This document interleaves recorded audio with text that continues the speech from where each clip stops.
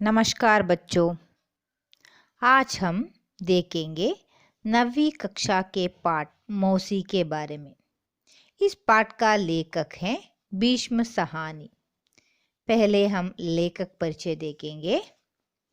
सन 1915 अगस्त 7 को रावलपिंडी में भीष्म साहनी का जन्म हुआ। एमए पीएचडी तक इन्होंने शिक्षा पाई है। साहनी जी हिंदी, अंग्रेजी, संस्कृत, रूसी, पंजाबी आदि भाषाओं के ज्ञाता हैं। इन भाषाओं की इनकी अनेक रचनाएं प्रकट हुई हैं।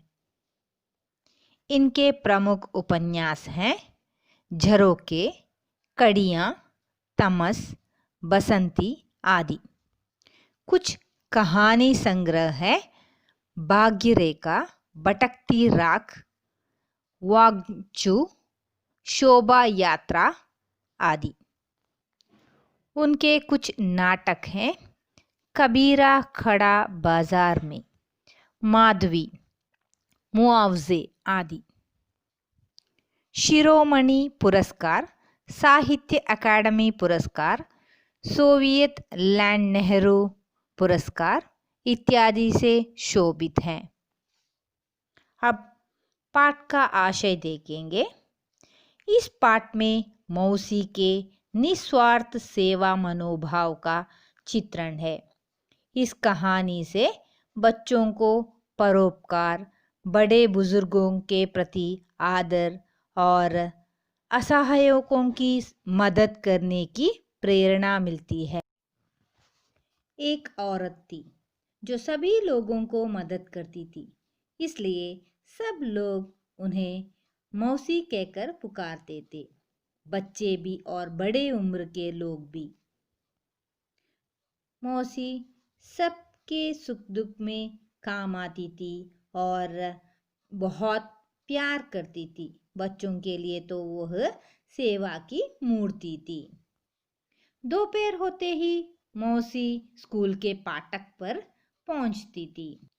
जैसे ही छुट्टी की घंटी बजती, वैसे ही बच्चे भागते हुए बाहर निकलते और मौसी के कंधों पर अपने अपने बस्ता डाल देते। मोहल्ले के सभी बच्चे उसे घेरे रहते थे। दोपहर ढलने पर मौसी नीम के पेड़ के पास जा पहुंचती थी, जहां सभी बच्चे खेला करते थे। मौसी को बच्चों के साथ खेलना, उन्हें कहानियाँ, चुटकुले और पहेलियाँ सुनाना बहुत पसंद था।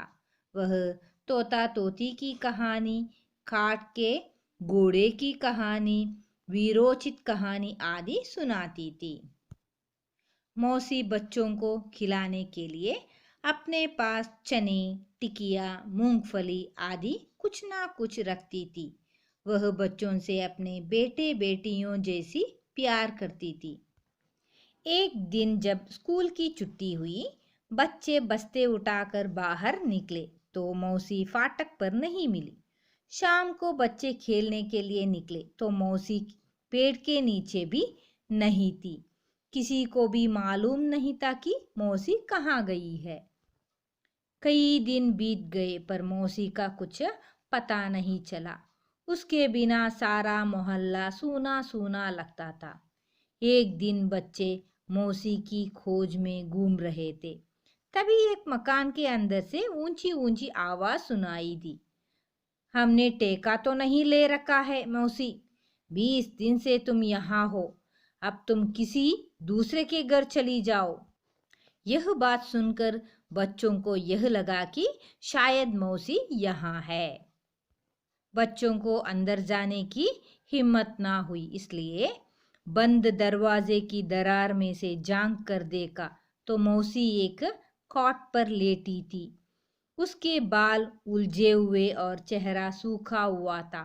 मौसी को ऐसी स्थिति में देखकर बच्चों को बहुत दुख हुआ और गुस्सा आया, मगर बच्चे कुछ नहीं कर सके। वे अपने अपने घर लौट गए। दूसरे दिन जब बच्चे हॉकी मैच खेलकर लौट रहे थे तो रास्ते में पुल के पास मौसी बैठी नजर आई।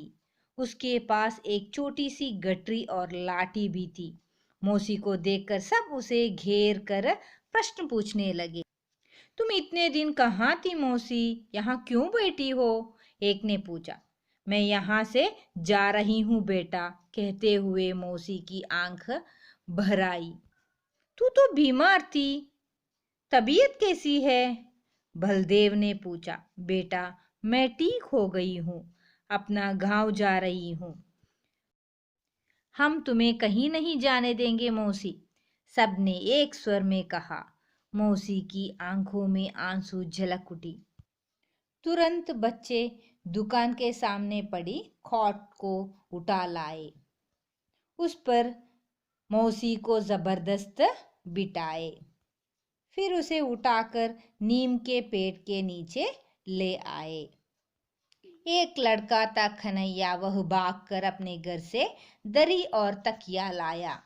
उषा थाली में 2 रोटियां लाई। योगराज एक कटोर में दूध लाया। गोपाल घर से लैंप उठा लाया। मुन्नी पीने के लिए पानी लाई। बलदेव के पिता डॉक्टर थे, तो इसलिए उसने अपनी मौसी को बचाने के लिए जल्दी जल्दी भागकर क्लिनिक गया और उसे खींच लाया और कहने लगा कि मौसी बीमार है, आप जल्दी चलकर देखिए। मौसी को रहने के लिए एक जगह चाहिए थी, तो इसलिए बच्चे उसी चिंता में थे कि मौसी को कहाँ ठहराया जाए। उन्होंने निर्णय लिया कि वे बारी बारी से उसे अपने घर में रखेंगे। फिर सभी मिलकर हेडमास्टर जी से विनती की कि मौसी को स्कूल में काम दिया जाए। हेडमास्टर जी ने मान लिया और मौसी को रहने के लिए स्कूल में एक कोठरी भी दे दी। मौसी फिर से स्कूल के आंगन में आने लगी। बच्चे उसे घेरे रहते और वह उन्हें कहानियां सुनाती। कभी कभी लाठी टेकती हुई मोहल्ले का चक्कर काटती।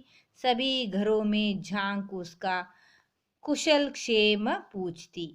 सांझ डले अपनी कोठरी में चली जाती और चैन की सांस लेती।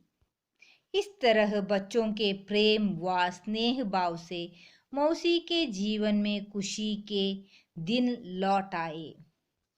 धन्यवाद बच्चों।